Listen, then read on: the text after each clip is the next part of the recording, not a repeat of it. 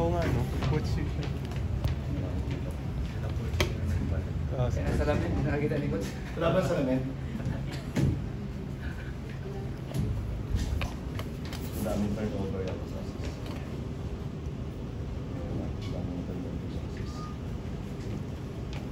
Welcome to our post-game press conference. We have our player of the game, Mark Barroca, and our winning coach, Coach Chito Vintalera of Magnolia. Coach, I'll start with you.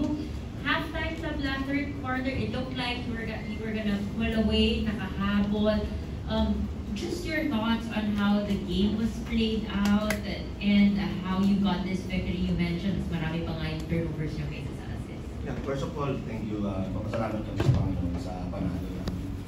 And we talk about the first half, we're disrupted disrupted yung offense namin because of the defense of Blackwater, and we have a lot of turnovers on the first quarter. I think more turnovers than assists. And I talked to the guys about execution, moving the ball, finding the open guy, and be smart on the execution. Kasi yun nga disrupted nga kami. So yun lang.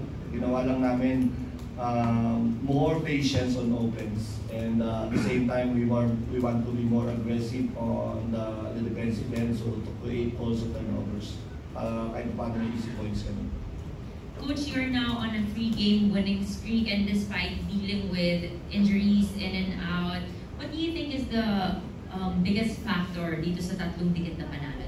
I think our competitiveness and our effort, our aggressiveness on both ends of the floor. I think yung ano ngayon, yung usapan namin with our yung mindset namin yung hineba, that's where we're also kumbaga nandun kami. Kaya lang sa dulo lang kami natalo. But on index medyo bad preparation talaga kami. And yun, nag-turn around kami, and I talked to the guys, I talked to the leaders, Paul and Mark and Rafi, and we need to get serious, and we need to have that competitiveness in practice. Maganda lang doon, medyo nabuo kami with the pagbalik ni Aris, tapos ngayon si Asyong, si Jerry nandyan. So nabubuo yung isay namin kasi talagang yung mga ilang weeks na talagang hirap kami dahil wala kaming sa practice. So now, nagiging competitive ulit yung practice namin. Lumalabas sa game. Thank you, Coach. Now, Mark, back-to-back player of the game honors, and despite playing through an injury, ano yung fuel dito sa magandang pinapakita mo the past game? First of all, thank my Lord, my Savior, winning both teams. And sa question mo, siguro motivation lang is parang every game, every practice namin magiging enjoy lang kami lagi. Especially ako, mag-enjoy na ako. Mga sa stage ng career ko, syempre yun yung motivation ko na every game, every practice na complete ako. Kasi ako yung tao na may gusto yung mga challenges sa mga bata para makita ko rin kung hanggang saan ako mag-valor. Yan na may motivation. Now, you're playing, hindi ganun ka-heavy yung minutes, pero very efficient yung laro mo, quality minutes, and yung timing din ng pagpasok sa'yo ni Coach Chito. If you could share with us yung mindset mo, knowing na hindi nga ganun matagal yung minutes, and then crucial kadalasan pa pagpasok. Hindi yung gusto ko kasi siyempre, gusto ko rin na sa elimination, hindi masyadong heavy minutes. Kasi ilang games na ako na heavy minutes. Siyempre, nag-step up yung iba. Kaya, yun, nagbigay sila ng chance na magpapalaro. Kaya, yung mga iba, yung minute ko na last 2 games na parang heavy minutes. Siyempre, ayan, bibigay din sa kanila. So, maganda para sa akin yun. Let's go into the playoffs nila ng buong sa paglalaro. We're now ready to entertain questions from the media. Coach, congrats. 3 straight na kayo, 4-2, third place sa standings.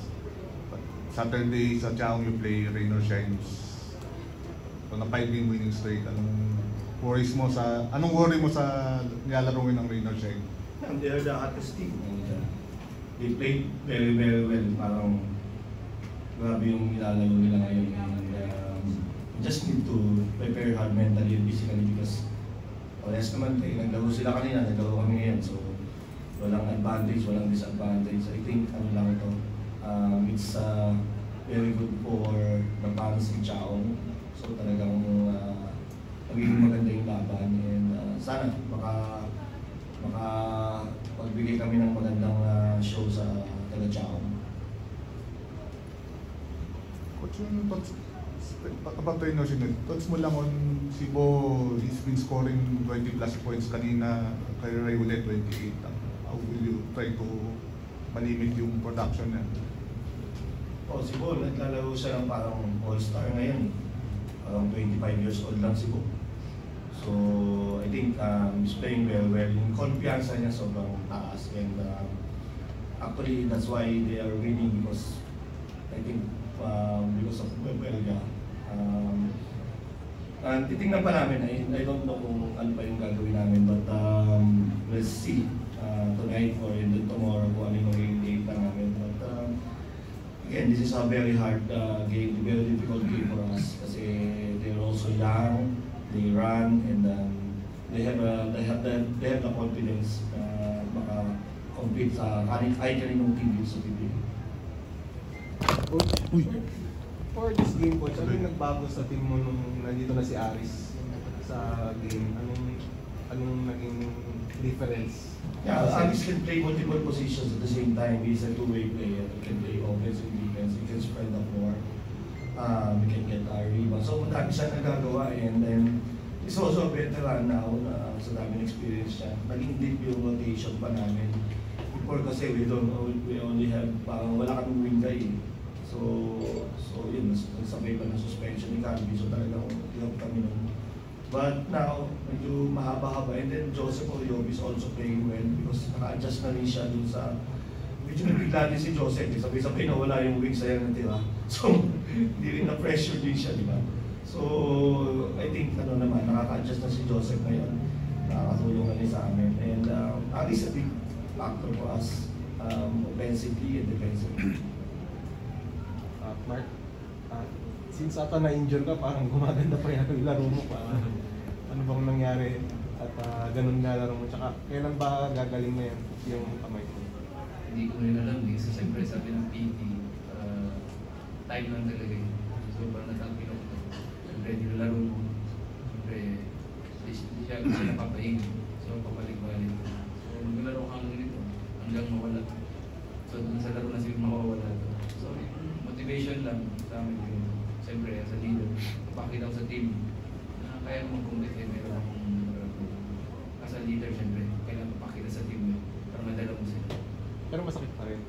Masakit pa rin. Pag hindi niya nasushoot yung free throw sa Masakit. basket. Pinapagalit ako ni Coach Nestor ng free throw. Actually, I'm very thankful to Mark because, alam ko rin nararamdaman niya but I talked to him about it, the leader, being a leader. He showed the passion and yung kanyang guts, grit niya. Kaya talagang binibigay niya lahat kasi namin nararamdaman siya. Alam naman namin na masakit pero sabi ko siya, wala siyang choice. So, siya yung leader, siya yung titingnan dito. But the good thing is yung iba, they will follow. Sige, ito may injury na, nagdalawa pa eh. Mali pa kaya wala may injury. So, very thankful ako sa kanya. Dahil sa ginagawa niya sa team, sa condition. Kahit mag-miss siya ng free throw. Coach, Coach, nasabi nga naman na parang gusto niya yung sarili niya sa mga bata sa motivation. Ano sabi niya na ganito yung nilalaro niya at 37 years old? Oh, 37 ba yan?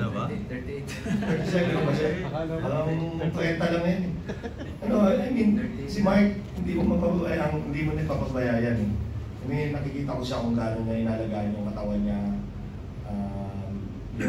yung kanyang kinakain, talagang kamote lang sa umaga yan, saka itlog. So talagang alagang-alaga niya yung katawan niya. And I think, yun yung one of the biggest factors siguro na nakakasabay siya sa mga bata because inalagaan talaga niya yung katawan niya mabuti. Yun lang, medyo siguro yung recover medyo matagal-tagal ng konti because yun nga, medyo mahaba-haba ng minuto niya.